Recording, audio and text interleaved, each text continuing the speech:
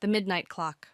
In the quiet town of Hollowstead, an antique shop sat tucked between rows of modern stores. It was the kind of place you'd pass without a second glance, yet its dimly lit window displayed a peculiar clock that seemed to draw people in. Its hands never moved, stuck perpetually at 11:59. One rainy evening, Clara, a curious journalist, wandered inside. The shop was musty, filled with forgotten treasures, but her eyes locked on the clock. Its face was dark, etched with silver constellations, and faint whispers seemed to emanate from it. The shopkeeper, an elderly man with clouded eyes, approached. "You've noticed it," he said, his voice heavy with warning.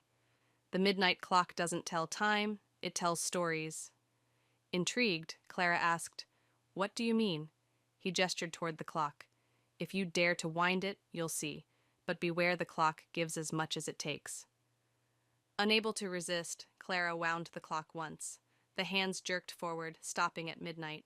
The room vanished, replaced by a sprawling, moonlit forest. She felt herself running, though she didn't know why. A shadow loomed behind her, the sound of heavy breathing growing closer.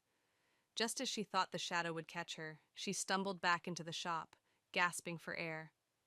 The shopkeeper stood unchanged, as if no time had passed. "What did you see?" he asked. "A chase," Clara whispered.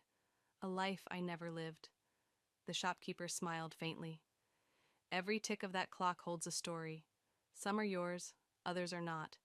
But remember, each time you wind it, a piece of you stays behind." Clara stared at the clock, torn between fear and fascination. She left the shop that night, but the whispers followed her home.